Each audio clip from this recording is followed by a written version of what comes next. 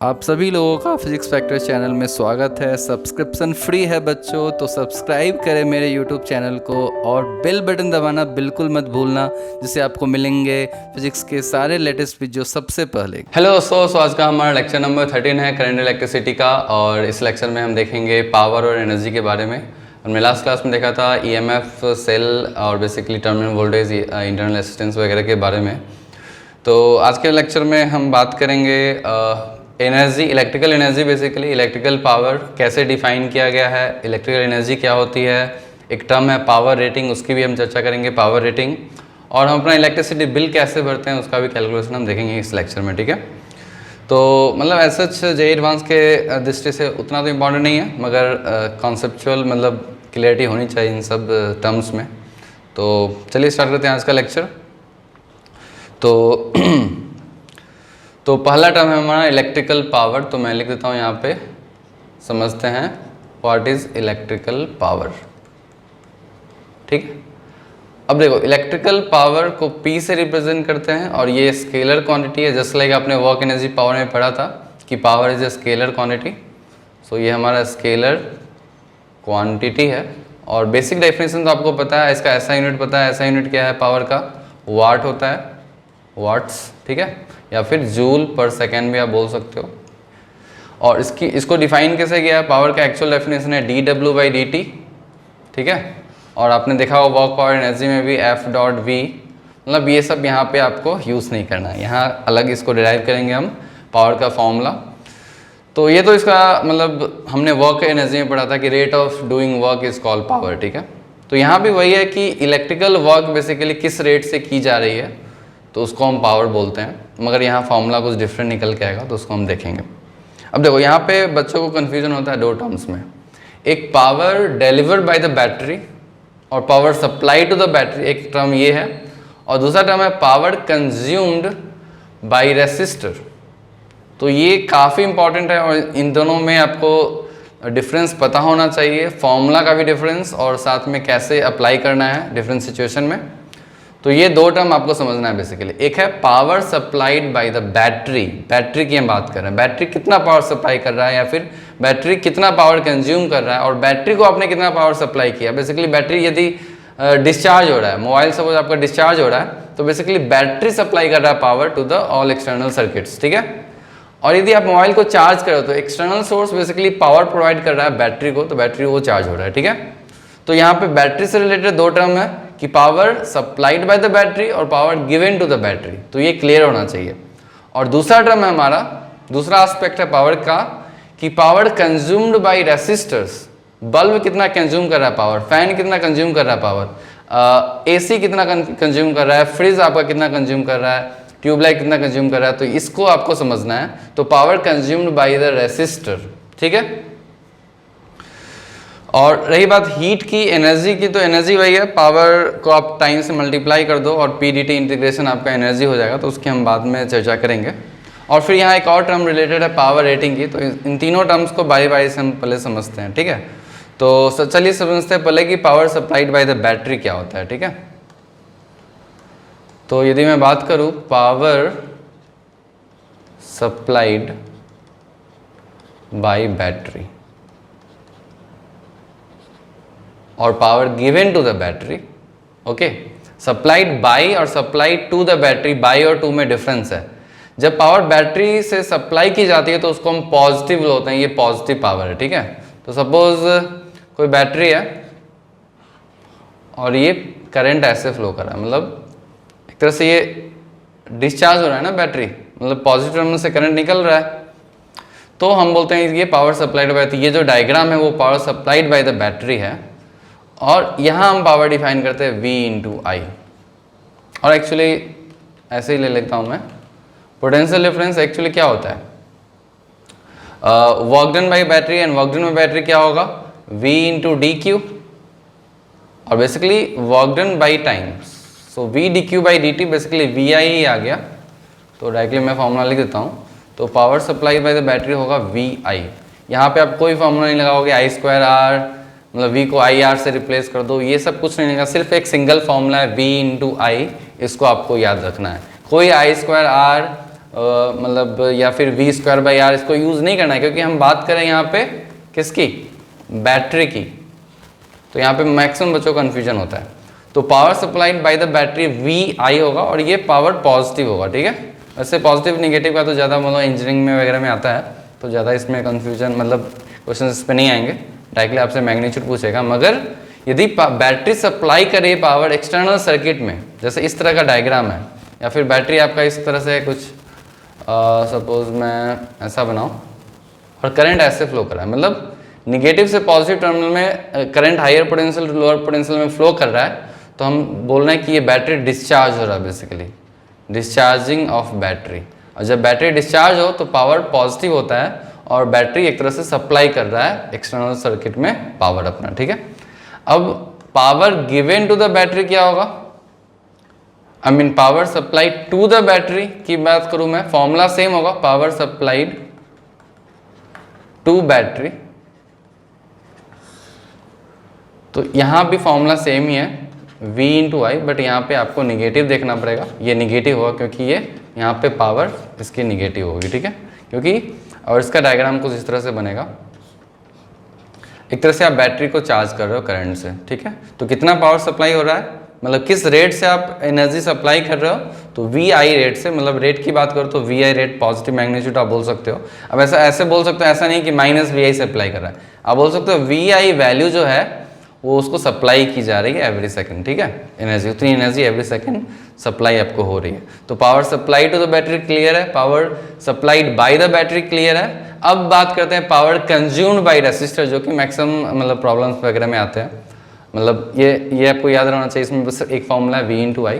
तो अब बात करते हैं, एक टर्म है जो कि मोस्टली वही टर्म आपको मैक्सिमम बुक्स में भी प्लस मैक्सिमम प्रॉब्लम्स में आपको मिलेंगे, जो है पावर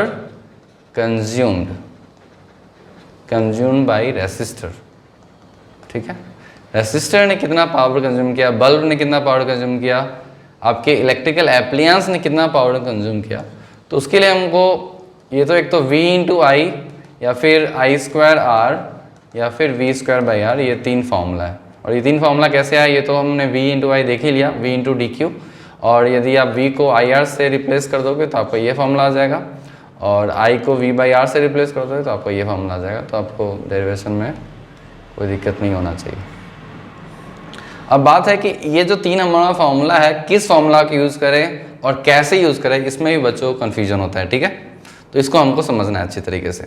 अब देखो, इस तीनों में से कोई भी आप फॉर्मूला यूज़ कर सकते हो, प्रोवाइडेड आपको आना चाहिए कैसे यूज़ करते हैं कौन फॉर्मूला, ठीक है। तो चलिए 1 बाय 1 हम फॉर्मूला की बात करते हैं। सपोज आपको पहला फॉर्मूला यूज़ करने का मन है और I करंट फ्लो कर रहा है, ये बस गिवन है, तो क्या पता है इसके एक क्रॉस, यदि सपोज ऐसे बैटरी दी हुई, या फिर इस तरह से हम एक एग्जाम्पल ले लेते हैं, ठीक है। ये R1 है और ये R2 है, और आपको P1 निकालना है। P1 का क्या मतलब हुआ, power consumed by resistor 1। P1 का क्या मतलब हुआ, पावर कंज्यूम्ड बाय रेसिस्टर 1। तो P1 की वैल्यू क्या होगी, आप यहाँ पे सपोज बैटरी V से कनेक्ट किया, आप V/I लिख दोगे तो ये गलत हो जाएगा, क्योंकि ये जो VI है, यदि आप पावर R1 रेसिस्टेंस के क्रॉस कैलकुलेट कर रहे हो तो आपको इसके क्रॉस पोटेंशियल डिफरेंस V1 निकालना पड़ेगा, ठीक है। मेनी सिचुएशंस में ये V1 इस बैटरी के बराबर हो जाता है, लेकिन यहाँ बैटरी के बराबर नहीं है, तो इसलिए डायरेक्टली V/I गलत हो जाएगा आपका। VI आपको यूज़ करना है तो आपको क्या यूज़ करना पड़ेगा, V1/I यूज़ करना पड़ेगा। तो आपको पहले पोटेंशियल डिफरेंस से क्रॉस R1 निकालना पड़ेगा, फिर आपको I से मल्टीप्लाई करना पड़ेगा, तब आपका आंसर सही आएगा। चलिए अब सेकंड की बात करते हैं। आपको डिपेंडिंग ऑन द सिचुएशन आपको पता चल जाएगा कि कौन सा फॉर्मूला कब यूज़ करना चाहिए, ठीक है, और कब वो फॉर्मूला आसान हो जाता है। तो यहाँ यदि आप I²R1 यूज़ करते हो तो ये बिल्कुल सही है, क्योंकि करंट जो है सेम करंट R1 और R2 से फ्लो कर रहा है, तो हम I²R1 P1 निकल जाएगा और P2 की वैल्यू I²R2। ये मेरा फेवरेट फॉर्मूला है। आप मैक्सिमम क्वेश्चंस में आप I²R डायरेक्टली आप यूज़ करो, आपको बस देखना है कि उस रेसिस्टर से कितनी करंट फ्लो हो रही है उस पर्टिकुलर रेसिस्टर से, तो I² और R कर दो तो वो पावर आपका आ जाएगा। चलो सपोज आपको V²/R यूज़ करना है, तो यहाँ भी आप V²/R यूज़ नहीं कर सकते हो, आप V1² यूज़ कर सकते हो, तो वो पावर उस पर्टिकुलर रेसिस्टेंस के द्वारा कंज्यूम किया हुआ आपका निकल के आ जाएगा, ठीक है। तो ये तो हमारा एक केस था।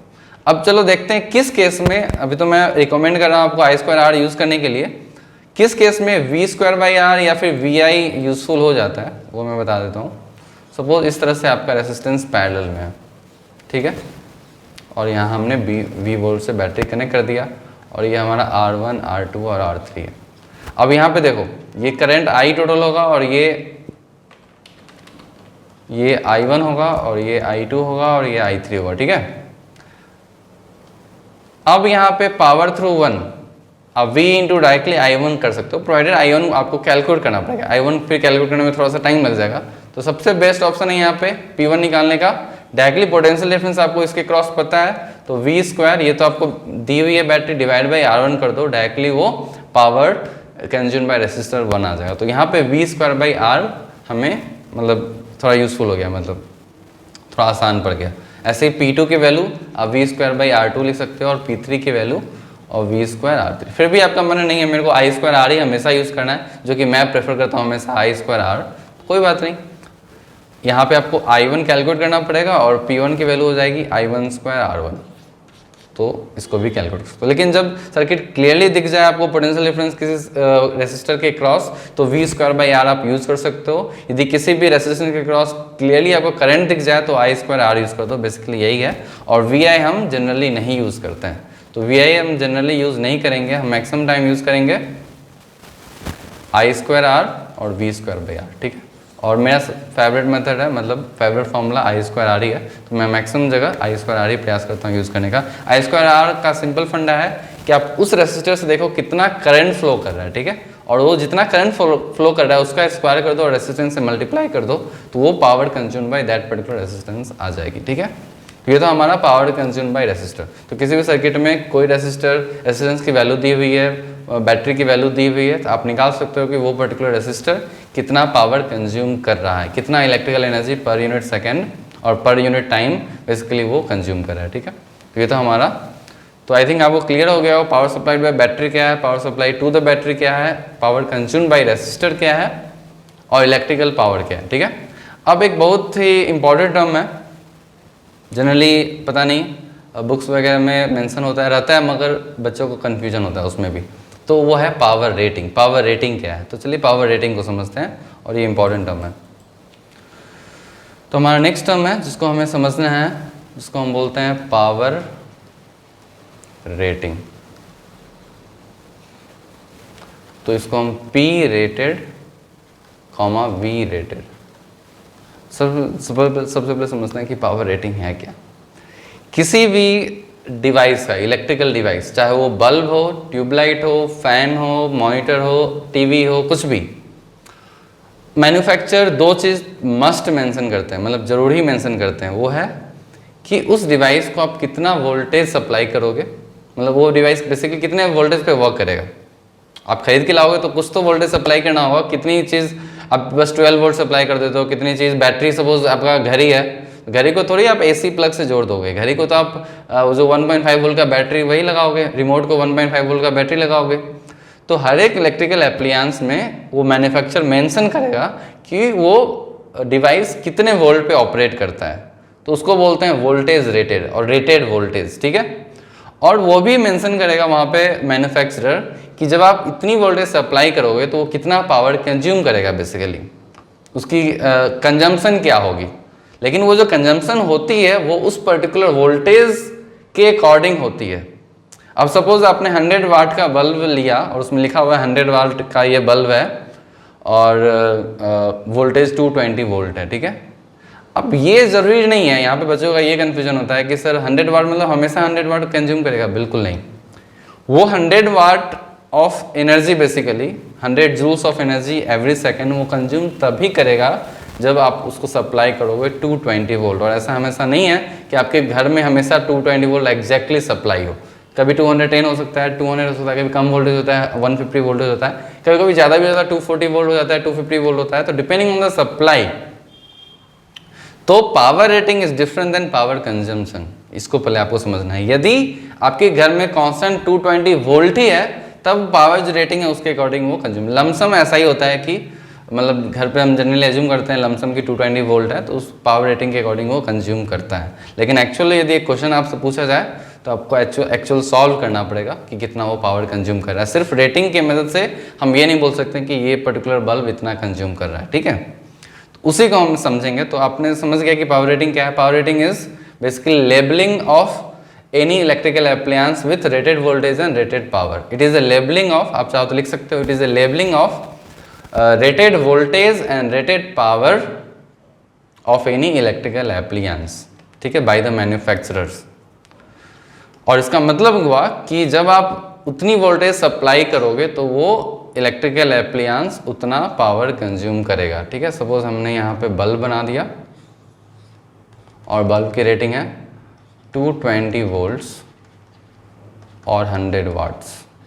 इसका मतलब ये हुआ, बस इतना ही मतलब हुआ इसका, कि जब आप इस बल्ब का 2 टर्मिनल होता है, इस बल्ब को जब आप 220 वोल्ट सप्लाई करोगे तो ये कितना पावर कंज्यूम करेगा, 100 वाट्स, मतलब 100 जूल्स एवरी सेकेंड ये कंज्यूम करेगा, उतनी एनर्जी ये कंज्यूम करेगा, ठीक है। यदि आप 200 वोल्टेज सप्लाई करोगे तो ये कुछ मतलब 100 से थोड़ा कम करेगा या फिर ज़्यादा करेगा, वो हम देखेंगे बाद में, ठीक है। अब देखो, पावर रेटिंग से 2 इंपॉर्टेंट टर्म्स हम निकाल सकते हैं, 2 इंपॉर्टेंट चीज़ें निकल के आती है। एक होता है पावर रेटिंग आपको मालूम है तो आप उसकी रेसिस्टेंस निकाल सकते हो R, उस इलेक्ट्रिकल एप्लायंस का आप रेसिस्टेंस निकाल सकते हो और उसका फॉर्मूला है V rated square by P rated, ठीक है। तो ये आपका फॉर्मूला है, उससे आप किसी भी इलेक्ट्रिकल एप्लायंस का बेसिकली आप रेसिस्टेंस निकाल सकते हो।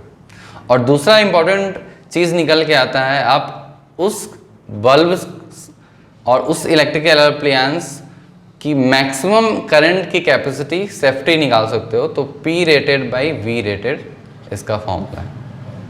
अब इसको मैं और अच्छे से समझा देता हूँ। यदि बल्ब का तो रेसिस्टेंस, सिंपल रेसिस्टेंस निकाल सकते हो तो ओम में आ जाएगा। अभी IMAX का क्या मतलब हुआ, IMAX का मतलब हुआ कि आप ये निकाल सकते हो कि उस बल्ब कितना मैक्सिमम करंट सेफली वो सहन कर सकता है। यदि उससे ज़्यादा आप करंट सप्लाई कर देते हो, बेसिकली करंट वोल्टेज ही एक तरह से हो गया। कभी कभी वोल्टेज भी ज़्यादा सप्लाई करके यदि उस बल्ब को सीरीज वगैरह में आप कनेक्ट कर दोगे तो वो बल्ब फ्यूज़ नहीं होगा। तो जनरली बल्ब वगैरह फ्यूज़ कब होता है, जब उससे ज़्यादा करंट फ्लो कर जाए, उसकी मैक्सिमम जो कैपेसिटी है करंट की, आप कैपेसिटी निकाल भी सकते हो। IMAX की वैल्यू मैं यहाँ पे निकालूँ तो 100 डिवाइड बाई 220, तो लगभग ये 5/11 एम्पियर। अब 5/11 एम्पियर लगभग कितना हो गया, 0 पॉइंट अराउंड 5/11 की मैं बात करूं तो कितनी एम्पियर हो गई, ये 0.45 एम्पियर है, ठीक है। अब किसी कारणवश उस सर्किट में आपने 0.45 एम्पियर से ज़्यादा करंट फ्लो करा दिया तो चांसेस है कि बल्ब फ्यूज़ हो जाएगा, ठीक है। तो कभी कभी ये क्वेश्चन पूछ देता है, डिफरेंट बल्ब्स कनेक्टेड होंगे सर्किट में, आपसे पूछेगा which bulb is likely to fuse, तो इस तरह से आप निकाल सकते हो। तो पावर रेटिंग आपको दिया हुआ उस बल्ब का, तो आप IMAX की वैल्यू निकाल लो और फिर चेक कर लो कि गिवन सप्लाई के अकॉर्डिंग जितनी करंट आ रही है उस सर्किट में, उस बल्ब में, क्या वो उसको सेफली मतलब बचा सकता है या नहीं, उसको बचा सकता है कि नहीं, उसको आपको देखना होता है। तो ये 2 पैरामीटर्स आते हैं पावर रेटिंग की मदद से, तो इस दोनों पैरामीटर्स को आपको याद रखना है, ठीक है। अब इस दोनों पैरामीटर्स को यूज़ कैसे करेंगे क्वेश्चंस में, तो एक क्वेश्चन देख लेते हैं और उसके बेसिस पे हम या तो रेसिस्टेंस निकाल सकते हैं, एक्चुअल कंजम्पशन निकाल सकते हैं, ये सब क्वेश्चन आता है। तो एक मैं सिंपल क्वेश्चन आपको देता हूँ, ठीक है।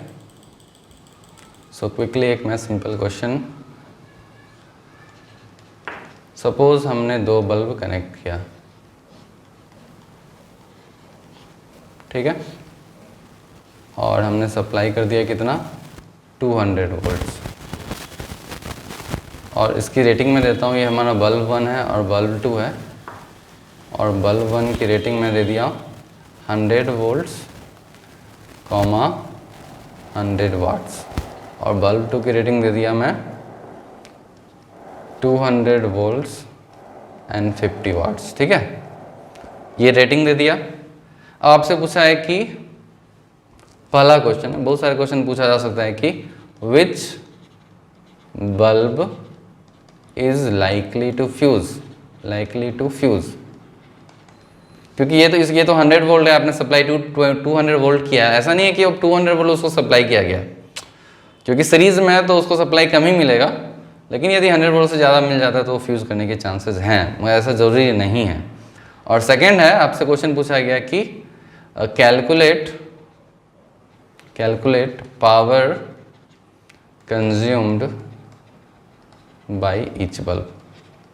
तो इससे क्लियरली आपको पता चलेगा कि जितना जो रेटेड है, सपोज रेटेड पावर 50 वाट है, तो हमने सीरीज में कनेक्ट कर दिया, तो ऐसा नहीं कि वो 50 वाट ही कंज्यूम करेगा। तो इसको कैसे हम सॉल्व करेंगे, चलिए देखते हैं।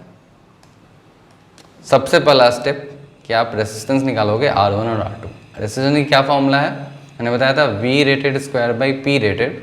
तो V कितना है, बल्ब 1 का 100 है, तो 100 स्क्वायर बाई P रेटेड 100 है, तो इसका रेसिस्टेंस आ गया 100 ओम। ऐसे ही हम R2 निकाल लेंगे, तो R2 का V rated square by P rated, so V rated कितना है, V square by P, so V rated 200 है, सो 200 इंटू 200 डिवाइड बाई 50 और 54 जा तो आपका 800 ओम आ गया। ठीक है, तो आपने दोनों का रेसिस्टेंस निकाल दिया। तो ये है हमारा 100 ओम और ये है हमारा 800 ओम। तो आप इस सर्किट में करंट आसानी से निकाल सकते हो। करंट की वैल्यू क्या हो जाएगी, 200 डिवाइड बाई 900, तो बेसिकली 2/9 एम्पीयर करंट फ्लो कर रहा है। तो आपको चेक करना है which bulb is likely to fuse, तो आपको दोनों बल्ब का मैक्सिमम सेफ्टी करंट आपको निकालना पड़ेगा। तो मैं मैक्सिमम सेफ्टी करंट निकाल देता हूँ। तो Imax1 की वैल्यू क्या हो जाएगी, P rated by V rated. तो P रेटेड कितना है 100, तो 100/100 आप देख लो कितना आ गया 1 एम्पियर। मतलब ये सेफ्टी, मतलब अप टू 1 एम्पियर तक करंट उसमें चला जाता है तो वो फ्यूज़ नहीं होगा। और कितना अभी सर्किट में करंट फ्लो कर रहा है 2/9 एम्पियर ही, तो ये काफ़ी सेफ है। तो बल्ब 1 तो फ्यूज़ नहीं करेगा। चलिए बल्ब 2 को निकाल देते हैं। तो बल्ब 2 का Imax2 यदि मैं निकालूँ तो P rated by V rated, तो P रेटेड कितना हो गया, P की मैं बात करूँ तो 50 और V रेटेड 200, तो इसका देखो तो 1/4 एम्पियर, मतलब 0.25 एम्पियर। मतलब इससे ज़्यादा करंट यदि आपने पास करा दिया बल्ब 2 में तो बल्ब 2 फ्यूज़ हो जाएगा। तो 2/9 को हम डेसिमल में कन्वर्ट कर देते हैं और देखते हैं कि ये ज़्यादा है या नहीं। 2/9 को आप कन्वर्ट करोगे तो ये आ गया 0.22, मतलब ये बाल बच गया। ठीक है, 0.22 एम्पियर। ठीक है, तो मतलब करंट सर्किट में करंट 0.22 एम्पियर ही फ्लो कर रहा है और इसकी कैपेसिटी 0.25 एम्पियर, तो ये भी सेफ है। तो पहला आंसर है नो, मतलब कोई भी बल्ब फ्यूज़ नहीं करेगा। ठीक है, क्योंकि सेफ है, वो दोनों बल्ब सेफ है। बाई चांस हमने कुछ ज़्यादा पोटेंशियल सप्लाई कर दिया होता तो चांसेस था कि ये जो बल्ब 2 है वो फ्यूज़ कर जाता। यदि हम सपोज 300 वोल्ट सप्लाई कर देते हैं, ऐसा भी चांस है कि दोनों फ्यूज़ कर जाते, तो ऐसा ये सब सिचुएशंस हो सकते हैं। तो हमने क्वेश्चन नंबर 1 सॉल्व कर दिया। आई थिंक आपको समझ में आ गया होगा।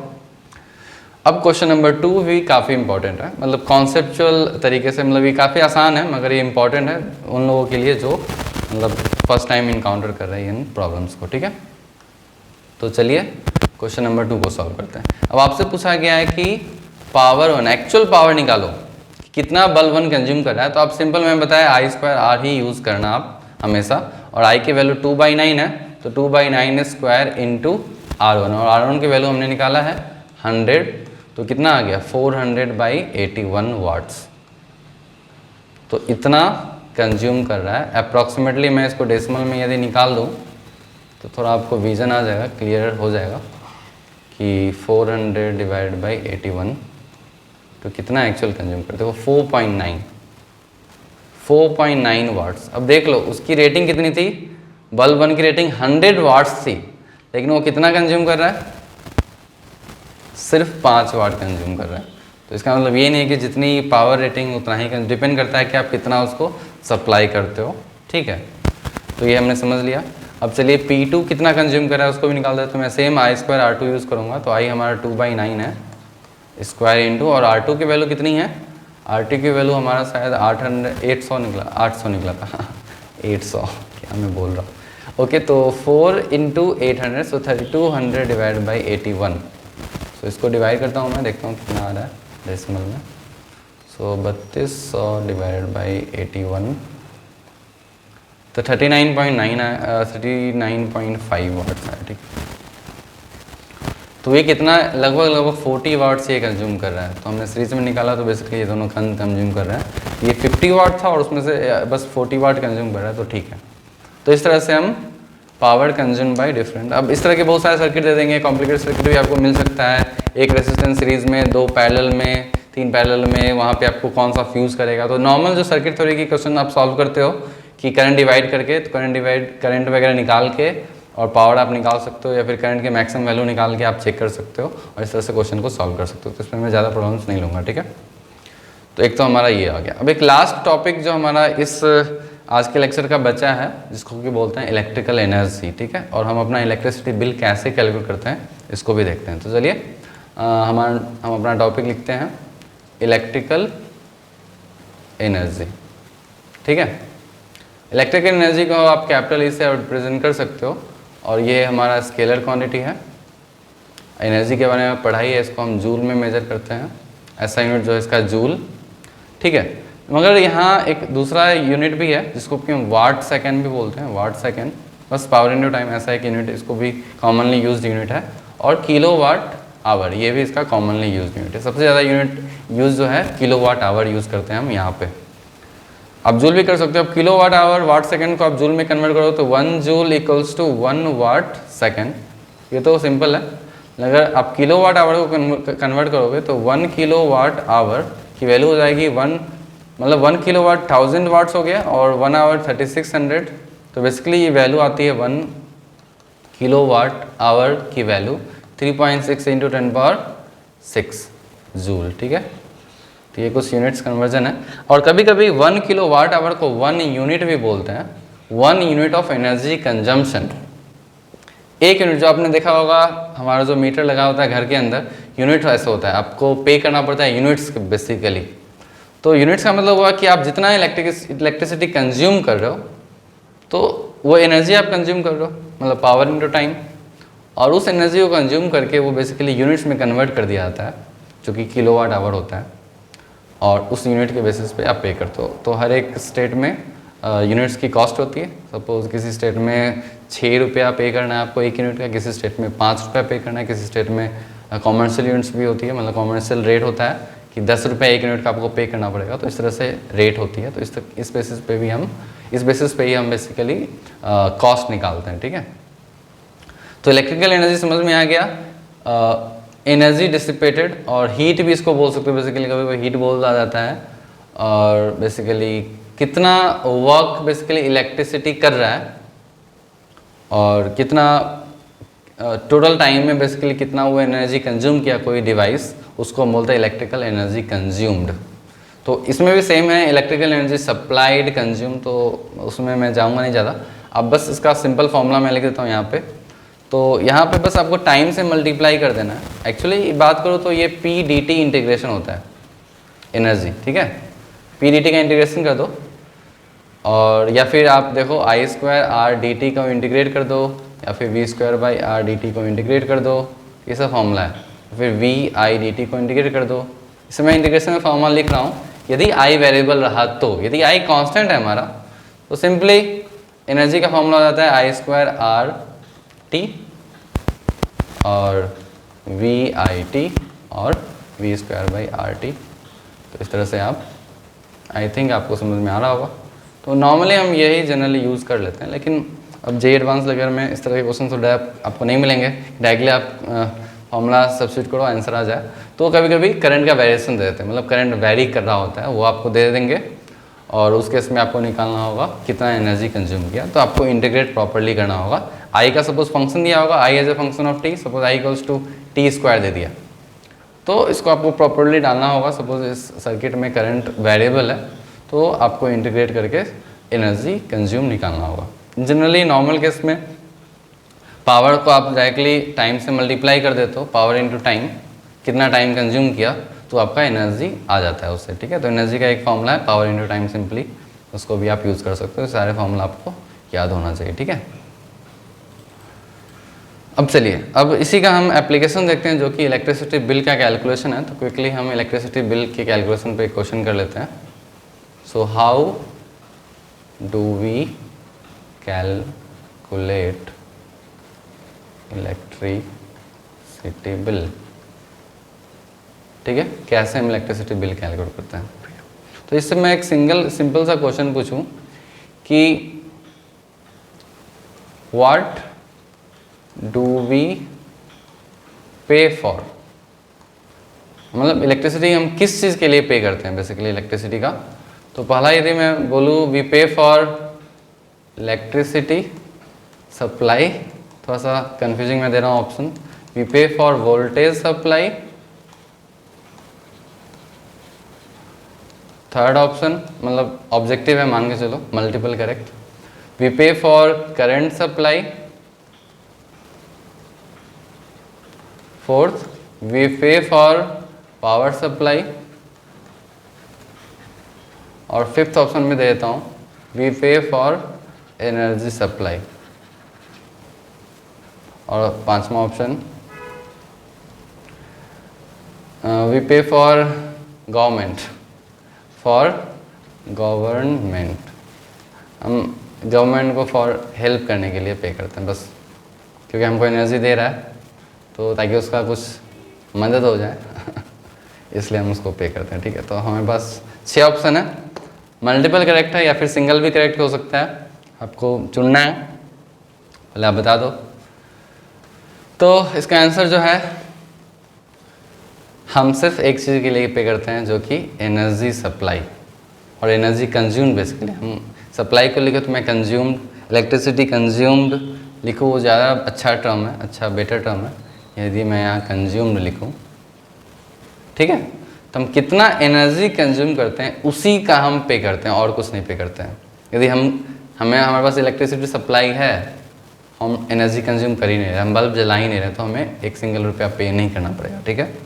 तो हम पे करते हैं किसके लिए?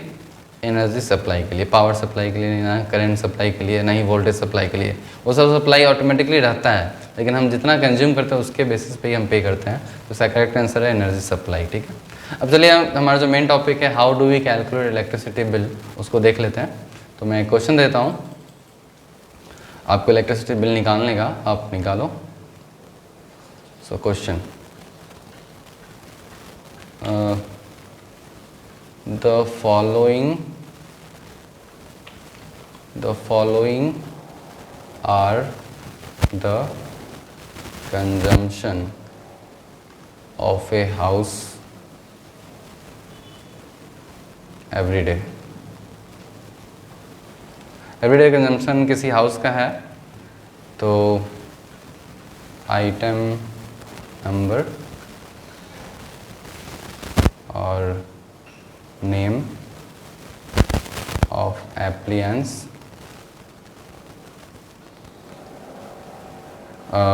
पावर रेटिंग में लिख देता हूँ, और मैं ये एज्यूम करो आप कि ओके पावर रेटिंग दे दिया, कोई दिक्कत नहीं, मतलब वोल्टेज उतना ही प्रोवाइड किया हुआ है, और आवर्स पर डे कंज्यूम, इतनी डाटा आपको दी हुई है। तो आइटम नंबर 1 में लिख देता हूँ टीवी। टीवी की रेटिंग है 50 वाट्स, और कितना घंटा यूज़ किया जा रहा है? ये 6 आवर्स यूज़ किया जा रहा है एवरीडे। एज्यूम कर लो कि 6 घंटा यूज़ किया जा रहा है everyday through out the month. अब यहाँ पे एसी है, एसी की पावर सपोज 3000 वाट्स है, और ये यूज़ किया जा रहा है 10 आवर्स। और आपका बल्ब है, बल्ब आपका 100 वाट्स है, और ये यूज़ किया जा रहा है 12 आवर्स। और क्या मैं लोग बताऊँ, ये मतलब ट्यूबलाइट भी लिख सकता हूँ, या फिर क्या लिखूँ, और फ़ैन है, ठीक है, फ़ैन है। दूसरे रूम में फ़ैन होगा, तो फ़ैन की रेटिंग 200 वाट में लिख देता हूँ, 200 वाट्स है, और वो कंज्यूम किया जा रहा है 10 घंटा। ये बस, और भी बहुत सारे डिवाइस हो सकते हैं, मैं बस इतना ही लिखा हूँ। तो आपसे पूछा है फाइंड द और calculate, basically calculate the electricity bill, वो थोड़ा अच्छा टर्म है।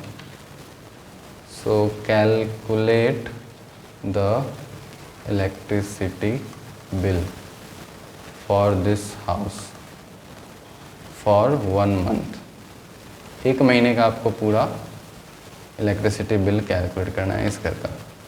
गिवन रेट जो है वो है ₹5 पर यूनिट। 1 यूनिट में 5 रुपये आपको पे करना पड़ेगा, ठीक है। तो चलिए इसको सॉल्व करते हैं। सॉल्व करने के लिए आप भी इसको पहले ट्राई कर सकते हो। सॉल्व करने का सिंपल तरीका है, सिंपल बहुत सारा तरीका है, मतलब मैं सिंपल मेथड यूज़ करता हूँ और सिंपल तरीका मैं बताता हूँ आपको। एक आपको और साथ में कॉलम बना देना है जिसको हम लिखते हैं किलोवाट आवर पर डे। एक दिन में कितना किलोवाट आवर यूज़ कर रहा है, तो वो सिंपली पावर को टाइम से मल्टीप्लाई कर देना है। ऐसा नहीं आप पूरा जूल में कन्वर्ट करो, वो सब लेंदी प्रोसेस है। तो इसको किलोवाट में कन्वर्ट करके किलोवाट में कन्वर्ट करोगे तो 0.05 इंटू 6, तो कितना हो गया, ये करीब करीब 0.3 किलोवाट एवरीडे हो गया। 0.3 यूनिट्स भी इसको बोल सकते हैं, यूनिट्स कंज्यूम पर डे। और इसको 30 आ गया और इसको 0.1 to 1.2 आ गया और इसको आप ध्यान से देखोगे तो 2 आ गया। तो आप इस पूरे को सम कर दो तो 32, 33.2, 33.2, सो 33.5 यूनिट्स आ गया पर डे। मतलब एवरी डे आपने कितना यूनिट कंज्यूम कर लिया, 33.5। So total units consumed in 1 month, एक मंथ में आप कितना यूनिट कंज्यूम कर लोगे, तो 33.5 इंटू 30, तो लगभग 335 इंटू 3 हो जाएगा। तो 335 इंटू 3, देखो लो सबसे ज़्यादा AC ही यूनिट यूज़ हो रहा है। तो 1005 यूनिट्स आपने एक महीने में कंज्यूम कर लिया। और इसके अकॉर्डिंग आपको प्राइस पे करना पड़ेगा, इतना आपने कंज्यूम किया है। तो कॉस्ट इक्वल्स टू जितना आपने यूनिट कंज्यूम कर लिया उसको आप 5 रुपये से मल्टीप्लाई कर दो, तो 5025 ये आपका रुपीज़ में आंसर आ गया।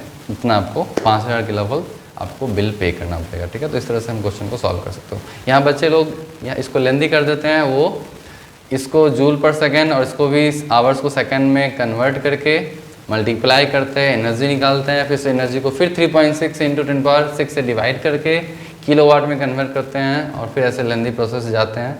उसमें काफ़ी लंबा टाइम चला जाता है। तो ऐसे में 2-3 मिनट में आप इस मेथड से क्वेश्चन को सॉल्व कर सकते हो, ठीक है।